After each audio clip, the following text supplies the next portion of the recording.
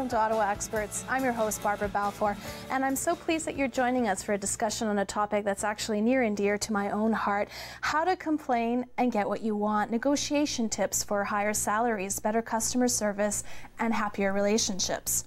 Maybe you're up for a promotion at work and don't quite know how to defend how much you're worth to your boss. Or maybe you're still seething from a really bad customer service experience. Or perhaps you feel taken advantage of by people in your personal life who keep on taking and don't quite give back. So this is the show for you. Here to address these topics and address your questions are some of Ottawa's top negotiators. First, we have senior mediator Ruth Sirman, who is also the president of Can Mediate International. Ruth holds more than 20 years of experience in workplace negotiation, mediation, and other matters. Welcome to the show, Ruth. Thank you so much. It's a pleasure to be here. We're so pleased to have you. Next, we have Natalie Martin, who is a marketing freelancer and the president of Femme City Ottawa. This is a professional women's business network that helps female entrepreneurs. Natalie's motto in life is, if you don't value your time, neither will anyone else. So value what you know and start charging for it. Thanks so much for joining us, Natalie. Thank you so much for having me. Later on in the show, we will be joined by Christie Flynn, a relationship expert who will be speaking on how you can set boundaries in your personal relationships and at home to get what you want. She's also the author of a recently published book, How to Date a Guy and Get It Right, a book on negotiation within a healthy relationship. As always, we are here for you and eager to answer your questions. Please call us at 613-728-1001. That's 613-728-1001. Let us know what's going on in your life that our experts can help you with. Ruth and Natalie, you're both entrepreneurs, you're self-employed, you're businesswomen, you're engaged in the art of defending what you're worth on a regular basis. Ruth, I want to start with you, but I'd like to hear your thoughts on this too, Natalie. Absolutely. Why is it so uncomfortable to advocate for yourself and so much more uncomfortable to do that than for other people?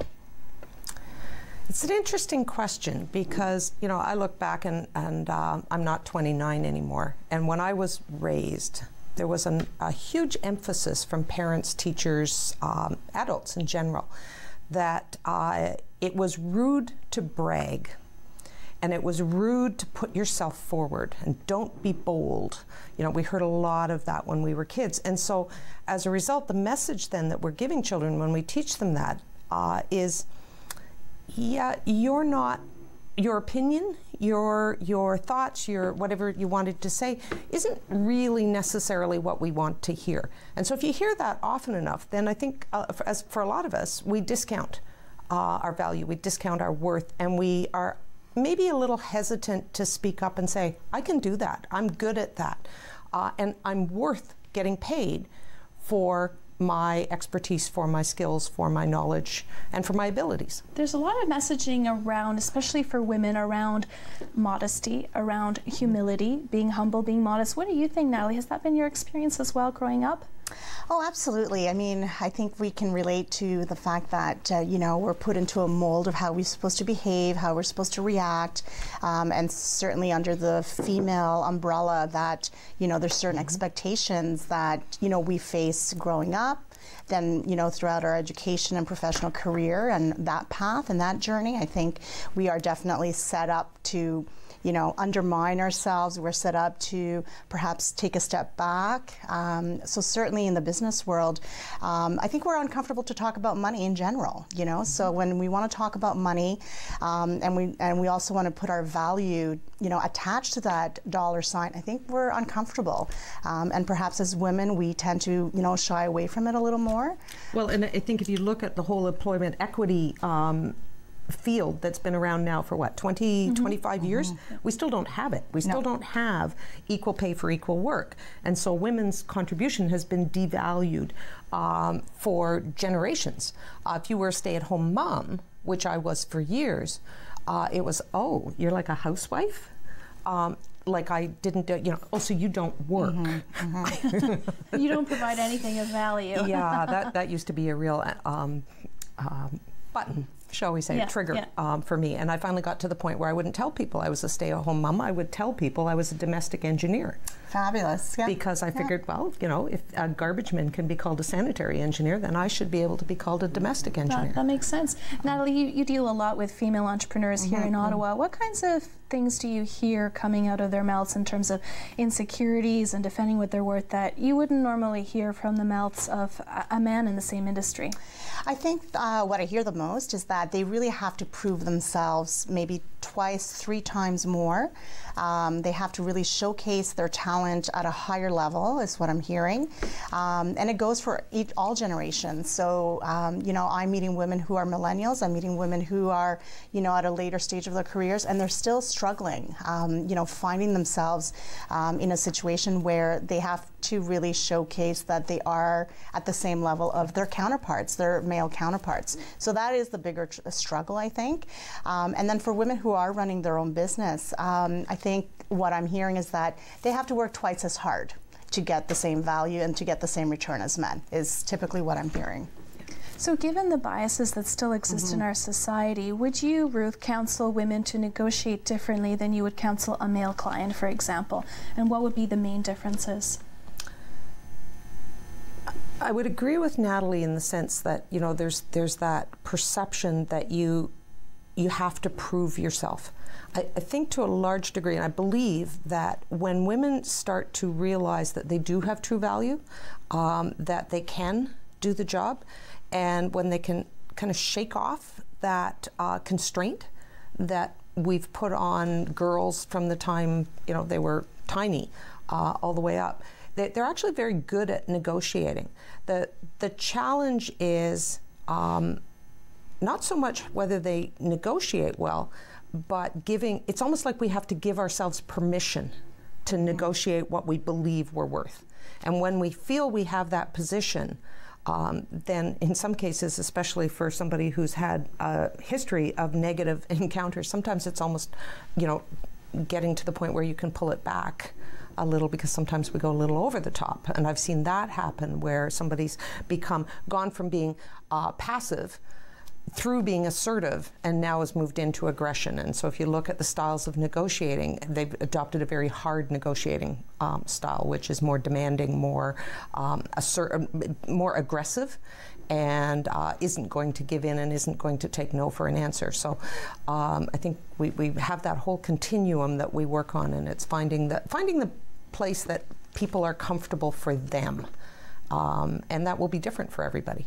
Do you think a female negotiator who can tone it down a little bit, who can approach a topic in a softer way, may be more successful than a woman who has a very hard-nosed approach?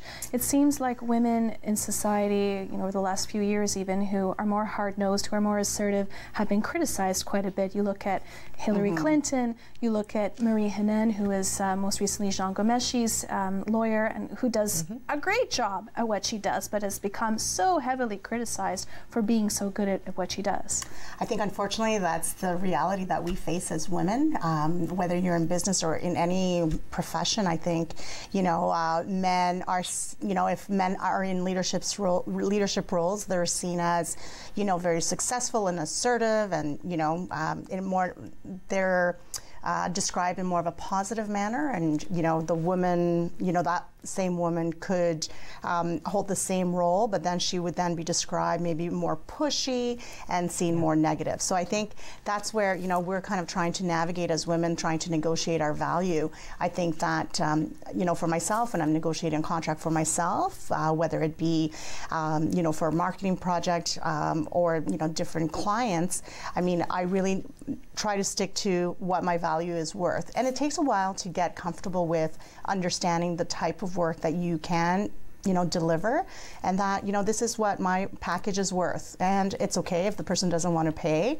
but you need to really try to stay away from watering down your value. And I think as women, we easily do that more than, I would say, my male counterparts who do the same work that I do. So do you think to be a good negotiator, or to negotiate well in any matter, do you have to have a really good self-esteem? Oh my gosh, I mean, I think, you know, you have to understand, you know, what you're worth. So I think by understanding what you're worth, and if you see yourself in a positive manner, I think it definitely helps. I wouldn't say that we go through moments that, you know, we're not insecure. I think men and women face that. But I think especially as an entrepreneur working for yourself, you are your breadwinner. You depend on yourself. So you need to have some kind of understanding of your own self-worth, and I think, you know, it takes a certain kind of personality to be able to, you know, be an entrepreneur. So give me an example, Natalie, of something that you negotiated in your everyday life that you thought went well. Well, I would say, you know, going through with FemCity Ottawa, we launched, you know, that platform in March. And, you know, there are a lot of women that come to this platform with a certain expectation of, you know, what they want to see. And a lot of women want to contribute to FemCity. And I think that, you know, for myself, I want to see FemCity deliver certain events and certain programs. So I have to negotiate, you know, what is it that we want out of FemCity to ensure that, again, you know, it's not about delivering something for everyone's needs, but really staying within that focus of what FemCity is about. So that would be an example, is really, you know, understanding your brand. And what about you, Ruth? What about in your everyday life? I think confidence comes from success. I think a lot of people, men or women, but certainly women, go into initial negotiations when they're first starting to do this, discounting their experience at negotiation, when in reality we negotiate all the time. I negotiate in the morning when my alarm clock goes off whether or not I'm going to hit the snooze button. I negotiate what I'm going to eat. I negotiate with my kids. I negotiate with everything. We have a ton of practical experience in negotiation. And as a parent, you're usually fairly successful in terms of negotiating, getting your kids what you want them to do. So I think a lot of it is translating that into the business world. So I can remember some of the first contracts that I had to negotiate years ago, because I've been doing this now since far longer than I'd like to acknowledge, mid-1990s. And I can remember somebody saying, you know, put together a contract and then we'll talk money. And it was just like, I don't know how to do that. And then I realized that yeah, I do. I had to wrap my head around the contract end of it. I had to wrap my head around making sure I was good, for like that I was getting what I needed, and then I was that's part of life. Well, we're just about to head to break, but when we come back, I want to hear more about some tips, tricks, and techniques, and some throwaway lines that our audience can use in their everyday life. So don't go away. We'll be right back after the break.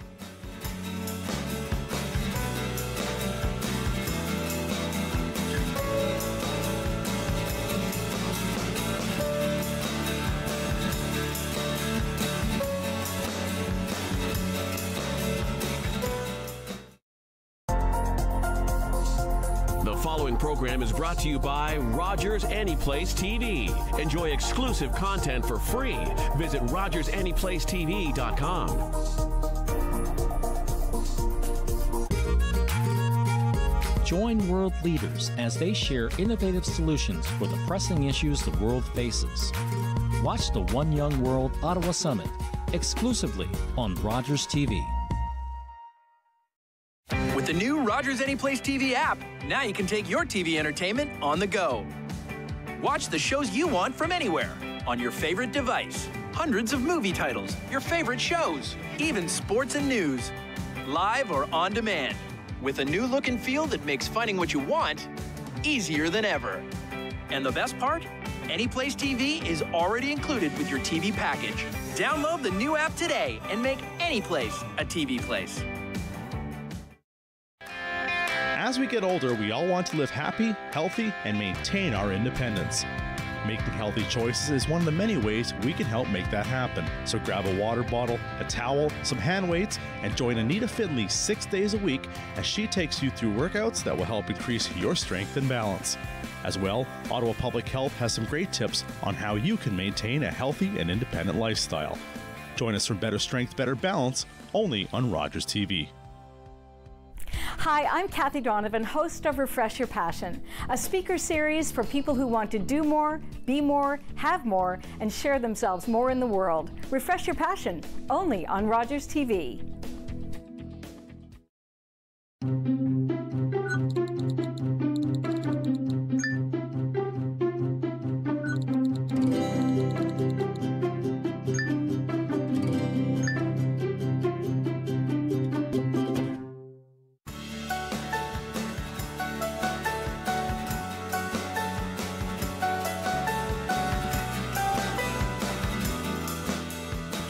Welcome back to Ottawa Experts. I'm your host, Barbara Balfour, and we're back in the studio with Ruth Sirman and Natalie Martin. We're talking about negotiation tips to get you through life, whether it's in the workplace, at home, or in personal relationships. Thanks so much for joining us today. We were chatting about different examples of how you've negotiated things in your own life, and I wonder if you could share some perspective on when do you know it's time to walk away, and when do you approach sort of the hard-nosed approach, and when do you tone things down? Ruth, I'd like to hear from you first. I think there are a couple of theoretical things that are good to know about negotiation. Interest-based negotiation started many years ago. If you're looking for a resource, Bill Urey and Roger Fisher's book, Getting to Yes. Getting to Yes? It's a super simple read. It's the classic in negotiation training, and it has phenomenal tips in there. And they talk in there about several fundamental principles and some tools. So the first one is separate the people from the problem. So focus on the problem, be hard on the problem. In other words, you're going to deal with that problem, but you're going to be gentle on the people. So that means no nasty, little sarcastic digs or things at somebody. Nothing putting somebody on the defensive, because if they're on the defensive, then now it makes the communication more challenging. Because those little barbs are not, they're not effective in getting people accountable. No, and they don't help. Yeah. So that would be one of the key ones. Try and understand where the person is coming from and what's important to them. So go to their interests rather than the position they've taken. I'm not working with her anymore is a position. I need to feel safe in my workplace is an interest. So go to the interests if you can. Find options that are going to work not for one of you, but we're going to work for both of you. And ultimately, it's not about win-win. I have a really hard time with win-win because we're culturally predisposed that if I win, what happens to you? You lose. Mm-hmm. It's very black and white. Exactly. Mm-hmm. Fair, on the other hand, people can get behind. So in the negotiations and mediations that I'm doing on a regular basis, if people walk out at the end of it going, you know what, I'm okay with that, what we came to decide, not only can I live with it, but I'm actually willing to put it into action. It's a little more realistic. So if you can go for things that are fair, and you can do that by using some bookmarks to try and assess, is what you're coming up with reasonable? Is it doable? Is it practical? Is it going to stand the test of time? Is it in your best interest to do it? So in negotiation terms, they call it your BATNA and your WATNA, your best alternatives to a negotiated agreement and your worst alternative to a negotiated agreement. Catchy terms. Catchy terms, absolutely. But it's important to know, when should I say, yes, this is a good deal for me, and when should I walk away? And you have to figure that out. But not only you need to figure it out for yourself, you also need to figure it out for the other person, which means you're going to be hunching or guessing what's going on for the other party, because you want to know when they're likely to walk away, and you shouldn't push them any harder because they're not going to you're not going to make progress. Those are some great tips. We actually have a caller on the line. Amy, are you on the line? Yes, hi. Hi, Amy. Did you have a question for our guest? I do, yeah.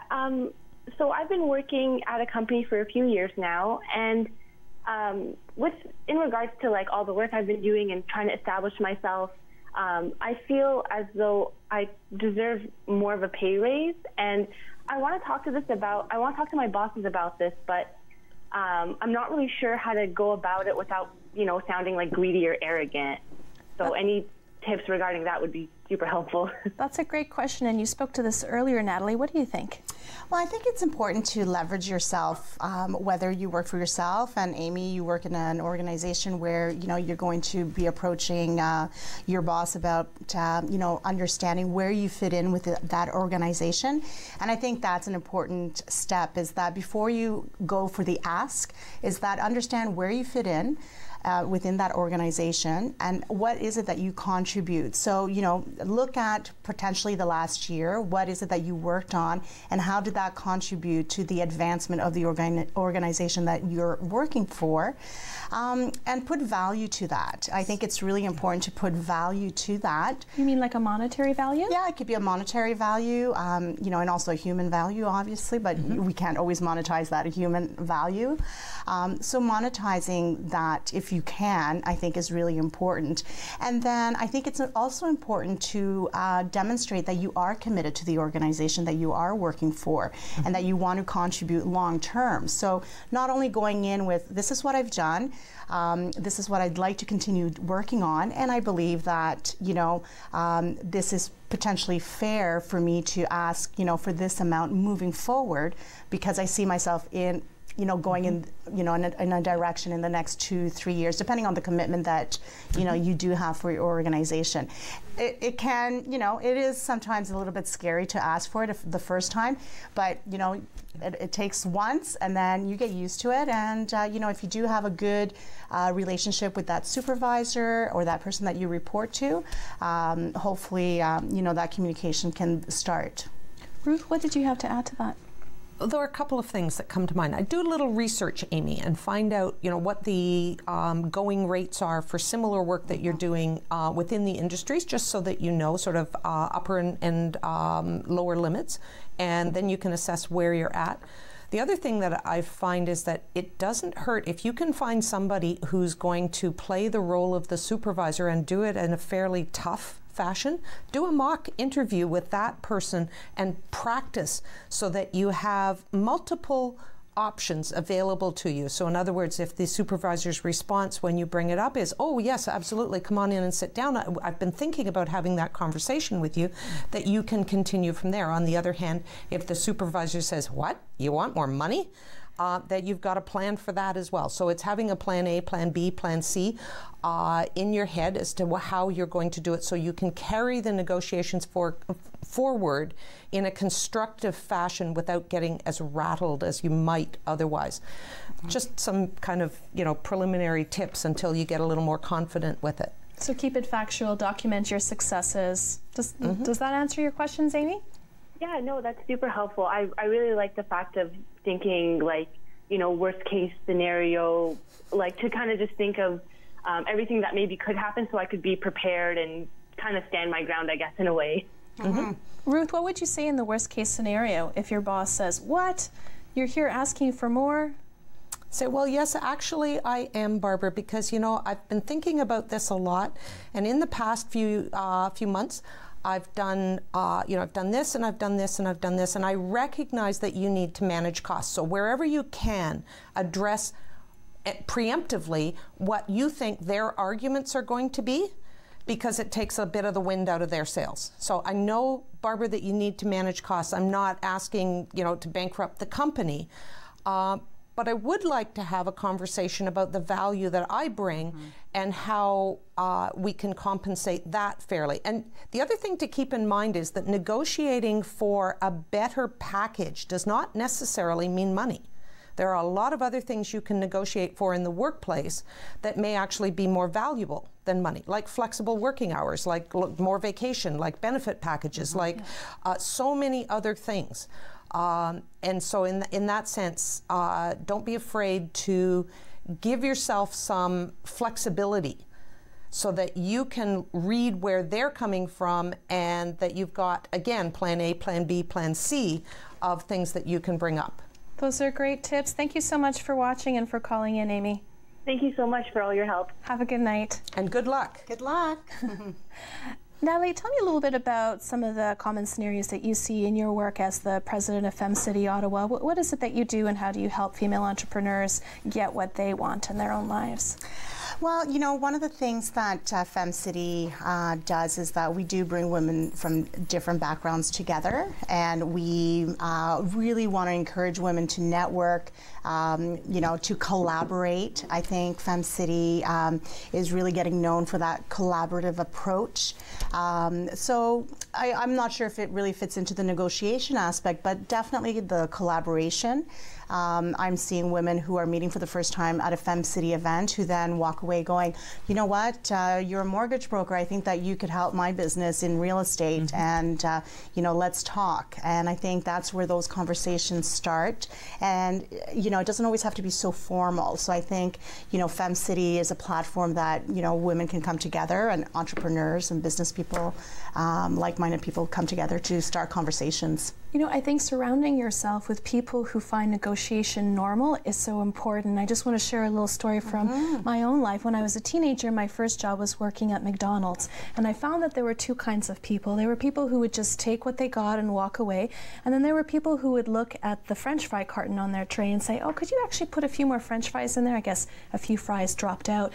And I and my colleagues would dutifully do that, and after you do that a few times and the sky doesn't come crashing down, when I would come back as a customer, even as a teenager, I wouldn't hesitate to say, oh, would you mind, you know, putting a few more fries in my carton? And my friends would say, wow, that's amazing. They would marvel at my audacity. That's pretty cool. But for me, it had become normal. Just like, for example, the way I was raised. If you're going grocery shopping and you buy a carton of milk and it's about to expire, you might ask someone who works in the back for a carton of fresher milk, where my friends would say, oh, I would just buy it and drink it really fast. So wouldn't you agree that it's important to surround yourself with people like that to kind of have that confidence? I think there's an interesting dynamic that happens. If a 4-year-old asks for a cookie and mom says no, what does the 4-year-old do? Please, please. For a 4-year-old, no is the start of a negotiation. For most adults, no is the end of the negotiation. So if you were to walk into a store like the Brick or, you know, Canadian Tire or someplace, and you went up to the sales clerk and said, I'd like to buy that piece of furniture. It says $799 on it. Would you take $500 for it? You know, people would drop in their tracks, because we don't barter, we don't negotiate in stores quite frequently. And yet oftentimes with the near to expire carton of milk, you can say to them, okay, well, I'm willing to take it, but I don't want to pay full price for it. So I think as adults, we need to recognize that no is not a bad word. No is no is just setting some boundaries around what you're willing to do and what you're not willing to do. Okay, we're almost at the end of our segment. Natalie, did you have some final thoughts? I know you're putting on some events soon with Fem City. Did you want to talk about those? Sure. So Fem City, we have an event coming up next week, November 29th at KS on the Keys, and really we're talking about women in business and why it does matter. And we have some key panelists coming, you know, to speak about why, you know, speak about that topic, including MP Michelle Rempel. So I think it's really important for us to understand, you know, our current economics, and you know, that's part of the negotiation game is money talks. That's great. And we can find you online? We can. Great, wonderful. Thank you so much for joining us. Thank you. When we come back from the break, we'll be talking with Christie Flynn, who's a relationship expert, and we'll be discussing boundaries that we can use in our personal lives. We'll be right back after the break.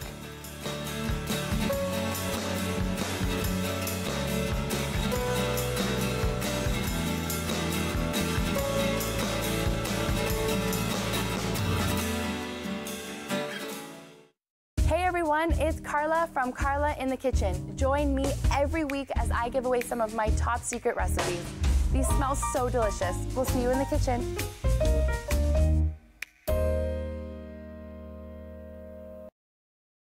Was that 4 or 5? He's lost count and still thinks he can drive. Do you think he knows that when he is caught and charged with impaired driving, he'll lose his license and a lot more? If he gets in his car, he'll face costs exceeding $20,000. Does he realize he could have a criminal record for his choice to drive? And it could be much worse if he crashes.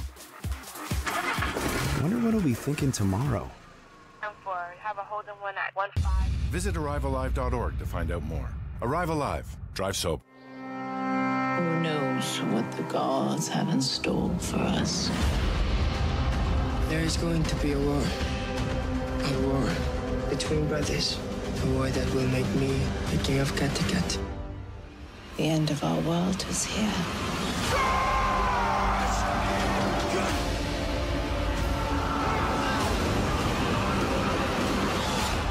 Vikings. New season premieres November 29th on History. My name is Bara Adi and I'm a volunteer at Rogers TV. I love most about volunteering that I do give back to this community, and I love the experience I'm gaining. This is my major and I really do love it. I do it with passion. As a newcomer, I wanted to feel that I fit in the community. It's made me more confident and it's improved my communication skills.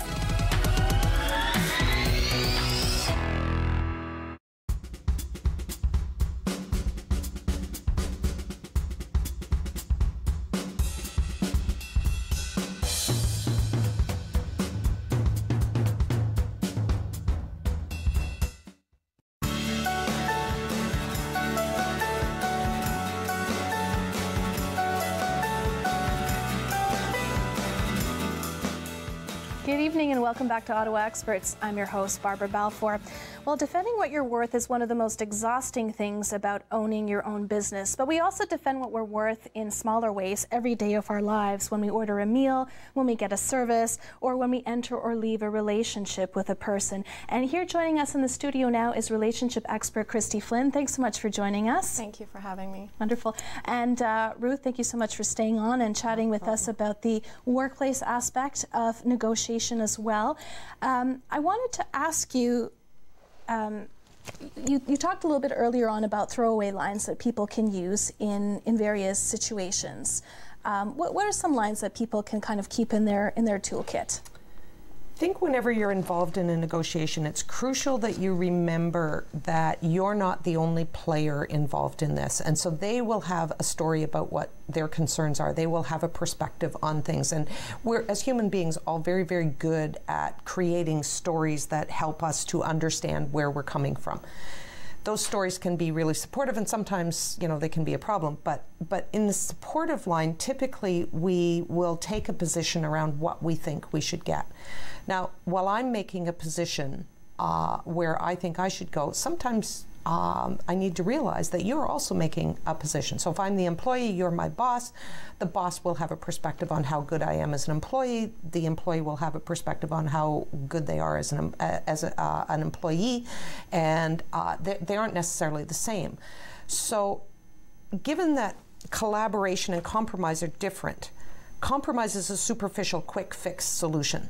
And you sent us a chart, actually, looking at individual interests and priorities. And so if you think about it, Party A's got a story and Party B's got a story. There's always things that are of primary interest to one party that may not be of an interest to the other party. There's things that Party B will be concerned about that may not be a concern for Party A. But generally speaking, whether it's family, whether it's a relationship, whether it's workplace, there's common ground, there's mutual interests in there. If you start with those, so one of the most useful lines that you can use is help me understand. They're probably the three most useful words in the English language. Help me understand what led you to make that decision, or to say that, or to come to that conclusion. And then I'd like to explain to you how, like what was behind my decision or my comment or my request. So there's a combination of inquiring around what they're thinking and then advocating or putting out there what it is that you're thinking. So the help me understand is really, it's a good way of eliciting information, of learning more about what's going on. It's kind of the backbone. And Christie, I want to hear your thoughts on how this applies to the relationship aspect, the personal relationship aspect. But first we have a caller on the line from Emily. Emily, are you there? Yes, hi. Hi, Emily. Did you have a question for our guest tonight? Are you there? Okay, it seems like we may have dropped the call, but in the meantime, let's talk a little bit about relationships and how that impacts, how does that impact relationships at a personal level? Some of the tips that apply to the workplace, are they fairly similar?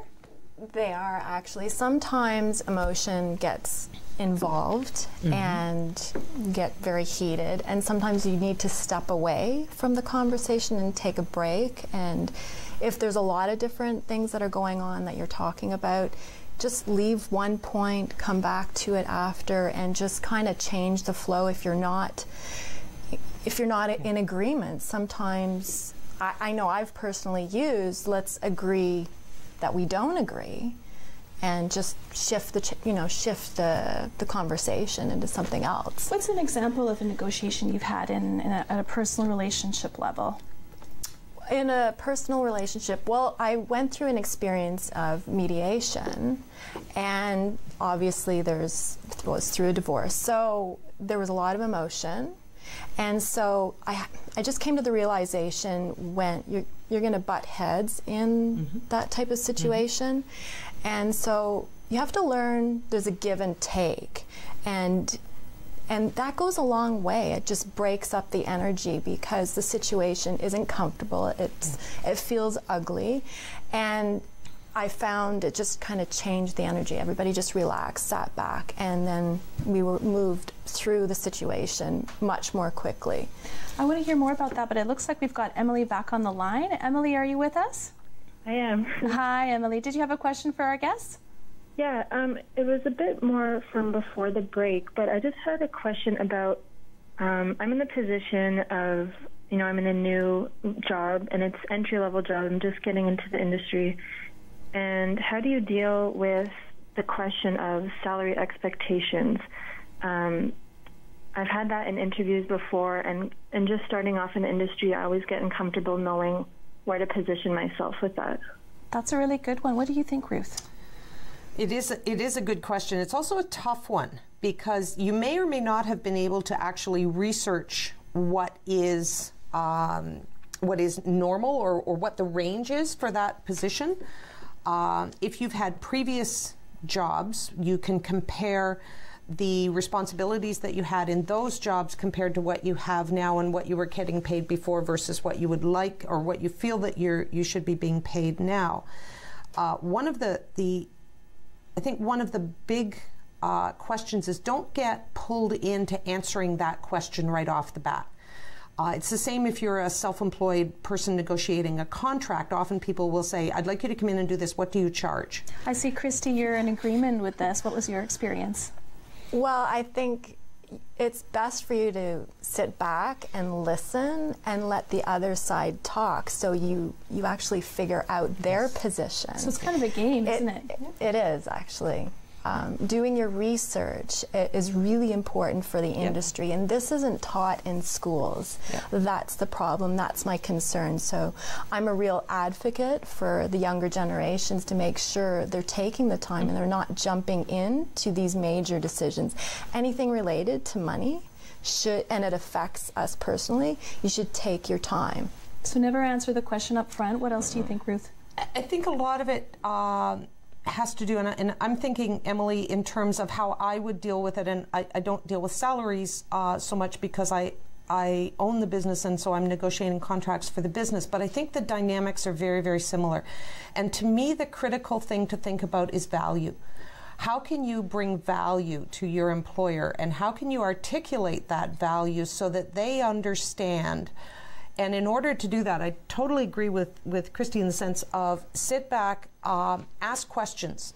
And one of the best sort of approaches that I've seen that is, you know what, I'd like to talk about salary, but first I'd like to know a little bit more about the responsibilities I'd have, about the company, and hopefully you've done your research already before you went into the interview, so you know some about it. But, you know, where do you see the company going, and if you can name particular projects that they're working on so they know you've done your homework, that can help. So it's more of a deflect the question for a little bit. One, it gives you some time to think.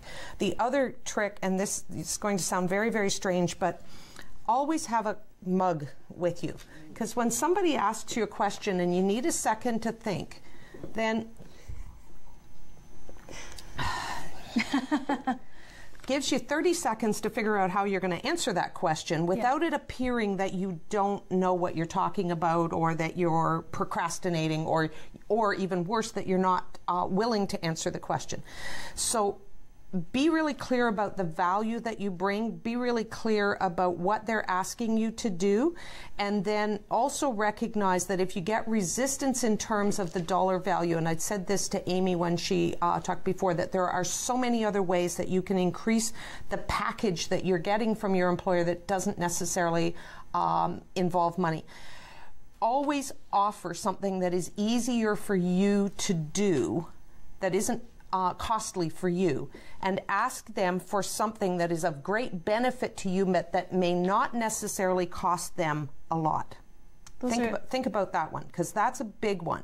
Those are great tips. Because it's easier for them to give you something that isn't going to be painful for them to do.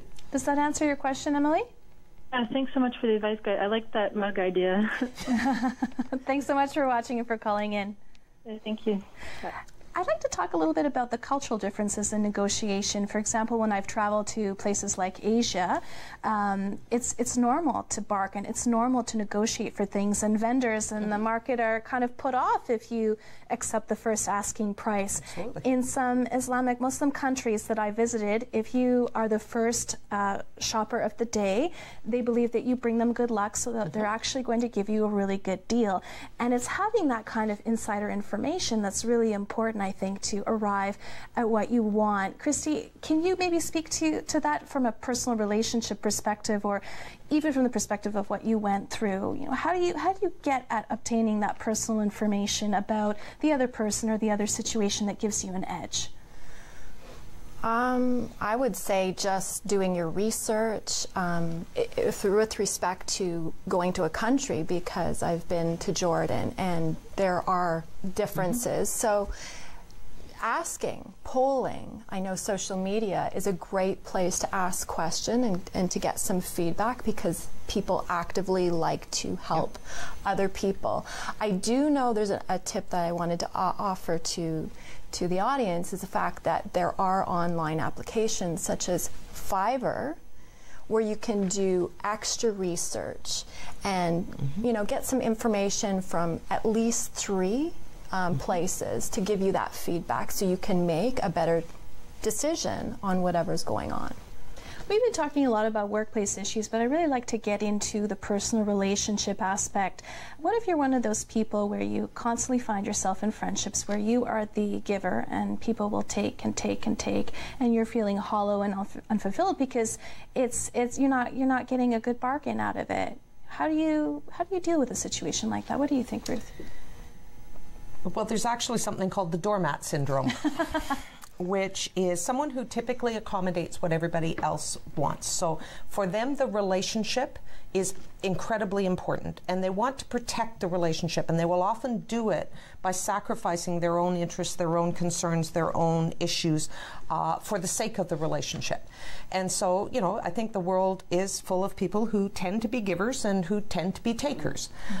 Standing up, if you're a giver, it can be tough, especially if you have a history of not speaking up, because what often happens is that people then kind of ignore the fact that you're in the room because you don't normally step in. So I had a client actually who had been a very chronic accommodator, and finally decided, it was in her family actually, not even at work, that she was going to stand up and say something. And I think they were negotiating where they were going to go over the Christmas holidays for dinner.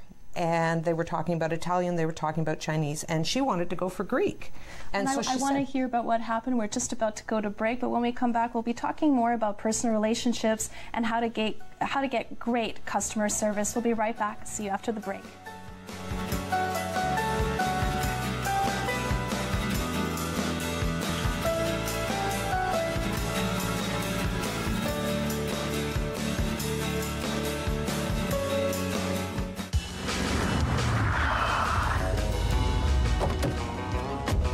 Hey, we're supposed to be at City Hall. We're gonna build it right here. Oh, yeah, sure. And give wetsuits to all the visitors? No, on the water. Hey, come on, we're talking about building something the size of 64 city blocks. And there's no land left in Montreal. So, get serious. Listen, we'll build islands. How? You dig up Montreal? They're digging a subway, remember? You take it from there, and you put it here. 12 months and 25 million tons of fill later, St. Helens Island was reshaped and Ile Notre Dame was created. Come on, we don't want to keep Mayor Drapeau waiting, do we? Montreal's Expo 67. It would prove to be the most successful World's Fair of the 20th century. Resurrection Enlightenment. I'm turning over a new leaf. So you the new slumlord? He doesn't want you. You just got sober. Thanks for the rehab. For whatever I've done, I am truly sorry. I don't have time for this, right? I am off to learn how to try to be a grown-up.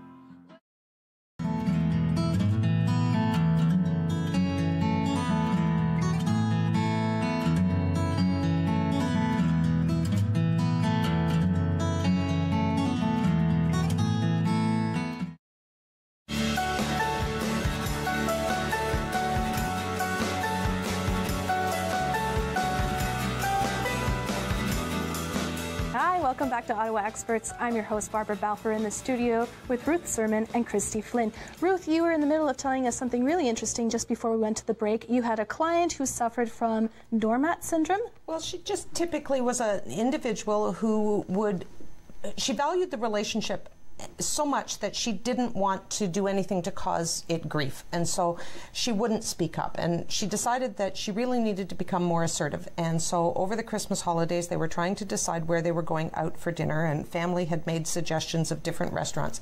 She really wanted to go for Greek, but the problem is that if you typically don't speak up, then oftentimes people don't even hear you when you try to. So she actually she told me, I said let's go for Greek, and she said nobody heard me at all. Nobody paid any attention at all to me. She said, I got mad. So she jumped up on a chair, put the teapot handles out, and said, we're going for Greek. And everybody in her family went, what happened to Mom? You know, because it was so out of character for her. Yeah. So she was fed up. She was fed up, and I think we can hit a point where we've had enough, and we draw a line in the sand. We set a boundary and say, that's it, I'm regaining my voice. So if you can keep your voice, then you don't need to do that. If you typically have lost your voice, then you may have to insert yourself into conversations in ways that's a little more assertive than you might normally be comfortable doing in order to regain your role as part of the discussion. Great points. Now, we actually had a caller earlier on in the show, and they were wondering, how can you let your employer know that you're ready for more responsibilities? Christie, what do you think? Sit down and have that conversation. And what kinds of language would you use? Well, asking specifics about the job, what it included, what possibly they needed to take evening courses to be prepared for it. Just research, get involved in learning as much as possible about the position, and just make sure that they're ongoing, letting the person know, the management know that they're interested. It's a conversation.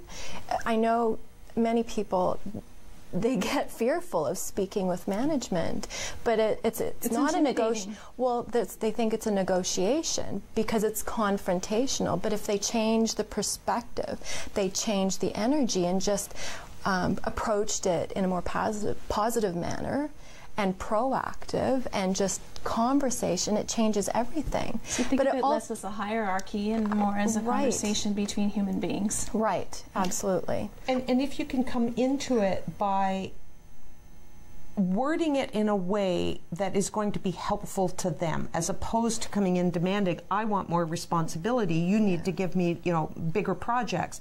Coming in and saying, we've been really, really busy, and I noticed that, so-and-so who's the senior staff, and, that they're really, really busy. Is there anything I could help with? Because I'd be really interested in either job shadowing them and getting better at this. I'd like to know more about what, what's involved in leading a project. I'd like opportunities to backfill if somebody's away, or what can I do I'll still be doing what I normally do, so that you don't have to worry about that, so that you're offering to go a little above and beyond to get your toe in the door.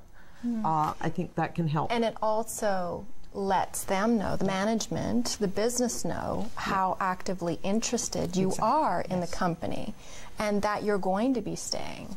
Yeah. That's important for management to know.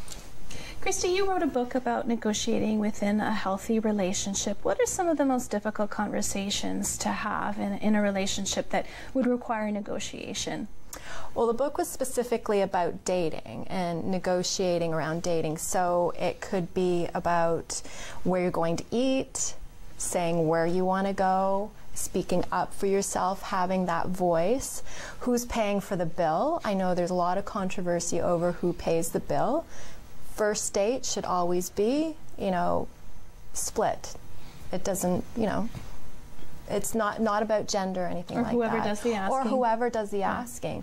You're constantly negotiating in relationships, all relationship, especially with a partner. So it could be about housework.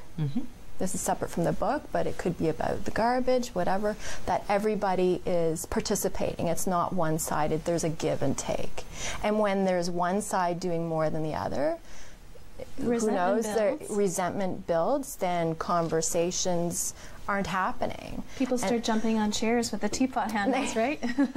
Well, and then there's just aggressive conversations, and you don't want it to get to that point. So it's keeping an open conversation all the time. Do you think that there's a time and a place for an aggressive conversation? Do you think that sometimes those can be helpful? What do you think, Ruth? In a personal situation, not in a workplace. I think there's a time to be assertive if, my grandmother used to say, is this the hill you want to die on today? Pick your battles, right? Pick your battles, exactly. If something is becoming a major detriment to the relationship, then I think you need to have a conversation to deal with it.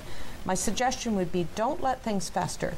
Be willing to own whatever it is that your contribution is to this, and don't sit there and tell me you haven't contributed, because if you are part of the relationship, then you are part of what's going on, and you may own this much, you may own this much, but whatever it is, own it. So it can be as simple as saying, Christie, I wish I had thought to bring this up sooner. I shouldn't have let this go, because we need to talk about this, and it's bothering me. Share with them the impact that it's having on you, and then actually describe what it is that you're experiencing. Don't assume that they know what's going on for you. You're also acknowledging your accountability. Yeah. I was just going to say that I find that people get lazier in the relationships. In any relationship, right? Yeah. Right. So, and they let things go, and like you said, fester. Yeah. So, it's really important to continue the conversation and deal with things on an ongoing basis, because when you let them go, you're not going to be fighting about the garbage. You're fighting about really important things. And when you lose communication, there's going to be a breakdown in a relationship. It's interesting what you said, Christie, about people getting lazy in relationships, because it's not just romantic relationships. I find with certain service providers, let's say hypothetically someone's been cutting your hair for a really long time, and then suddenly you realize that they just haven't been putting as much effort into your service as before. How would you have that conversation with them, well past the start of the relationship? They always talk about how it's important to maintain your boundaries at the beginning of a relationship, but say things are going downhill kind of in the middle. What would you do? Again, it's just actively having a conversation, letting them know, and then they'll step up. But sometimes it sounds so simple, but having that conversation is the most difficult step. And you have to start with the first step. And if you that's the best thing that I can say is when you're advocating for yourself, it's not ever an easy conversation. Like, I've had the difficult conversations with the friend that makes you feel guilty because you don't spend enough time with them, and it gets too much.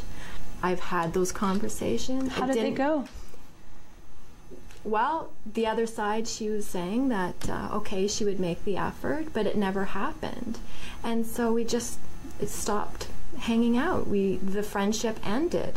And I think in all our different types of relationships, our friends, our best friends, our BFFs, they're not going to be around forever. Some come and go, some come back. And you can renegotiate.